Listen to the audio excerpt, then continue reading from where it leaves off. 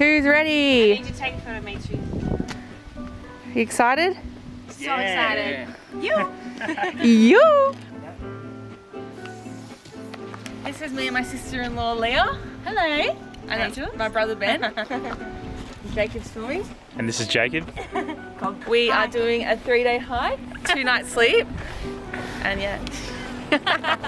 Who's that for? Old fans for my YouTube. So for breakfast that morning I had a big bowl of oats before I left home, and then as a late morning snack at around 12 o'clock I had some peanut butter and Vita-Weats. Instead of getting fruit, I thought dates would be a bit more compact and easier. Get that good like fructose and sugar.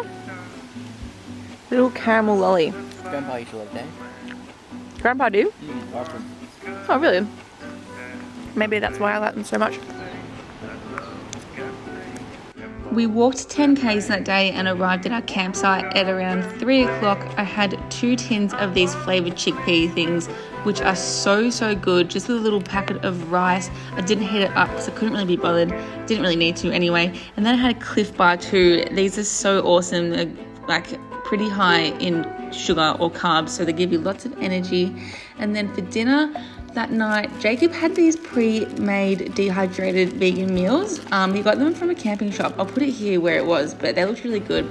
I think it was like $16 or $18 for 2 serves of that, but I didn't have that. I had these meals that you get from Woolies. This was a jackfruit curry. I just heated up a tiny bit of water and put the rice and the curry in and just gave it a little boil. I nearly dropped it everywhere. I nearly had a freaking heart attack. But it was really quick, really easy. The meals don't need to be refrigerated. And it's really tasty too, and really cheap as well. I think it's like $5 for those meals. But Jacob's dehydrated meal looked so good. I was a little bit envious, but this was still delicious nonetheless.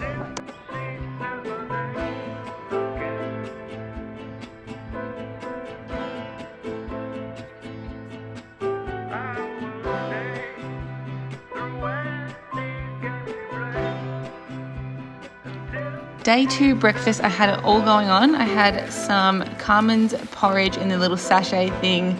I boiled some water in that little gas mini thing, which is so awesome for camping. Definitely recommend getting one of those if you're going camping. Then I made an instant coffee with some raw sugar. Poured some of the boiling water into my porridge, and that just kind of thickens up on its own within 2 or 3 minutes. There's no need to boil it or anything like that. Like cook it all together, if that makes sense. Then I used the rest of my hot water for my instant coffee, and then I poured in some of this unsweetened almond milk, which was so handy, having plant-based milk in a small carton like that. Whoa, it's a bit unpredictable. I personally find those porridge sachets to be a bit smaller, and because I needed so much energy for walking 12 k's we were that day, I had another little can of baked beans too.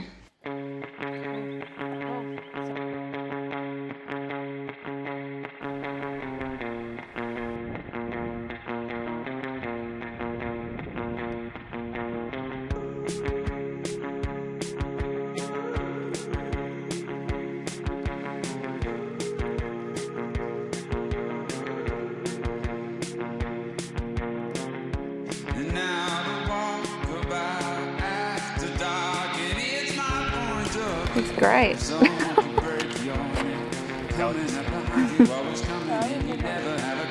Lunch on day 2 was another packet of that pre-cooked rice with 2 tins of these red kidney beans. So delicious, and we ate in the most beautiful spot. And I also had 2 dates with some peanut butter. That evening we arrived at our camp. I had filled up my water with the camping site water, which obviously the colour looks foul. I was pretty concerned, but I tucked in one of those tablets that makes it drinkable, and it was alright. And I had a white chocolate and macadamia Cliff Bar, which is so good as well. My second favourite flavour to peanut butter.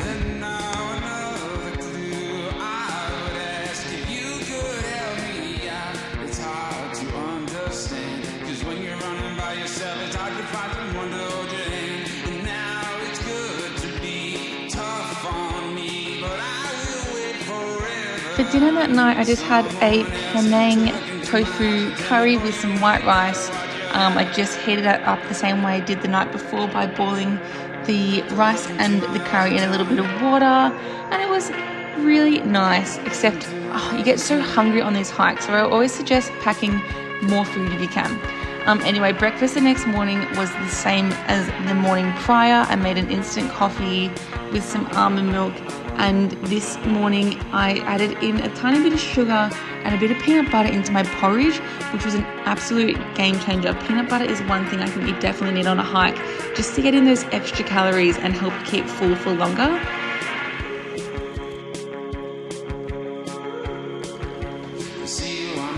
And this was our last day, so for lunch I treated myself to a packet of 2-minute noodles. I just had them dry with the flavouring, and then I had the last can of my baked beans, and that was it.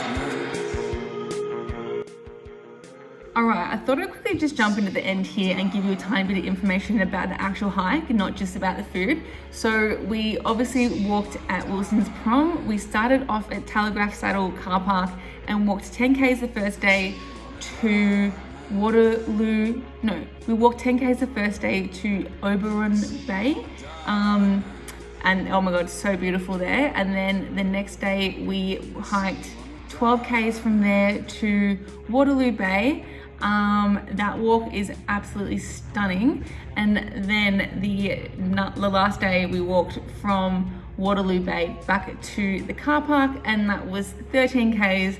And oh my god, the whole thing is just so beautiful. The thing I loved about it was that every single kilometer that you walked every single day, you were in a totally different like a habitat or environment. For 1k you'd be walking through like all these ferns, and then the next k you're walking through like full rainforest, and then the next k it's all gum trees, then the next k it's like all open looking at the ocean, or then the next k you're looking at all these beautiful mountains. So this scenery is just absolutely beautiful. In terms of food, I think I packed just the right amount of food. If anything, I would have maybe thrown in an extra packet or two of noodles or more porridge or something like that, but I had just the right amount. I only had, I actually ate everything that I'd packed except for one packet of noodles that I'd given to Leah the night before. Everything was like quite high carb, so I had lots of energy the whole time, which was really good. And yeah, I think that's all I needed to tell you. So if you have any other questions, just drop a comment below and I am more than happy to answer them. And yeah, that is it. Thank you so much for watching. Please do not forget to like and subscribe if you have enjoyed this video, and I will see you next time.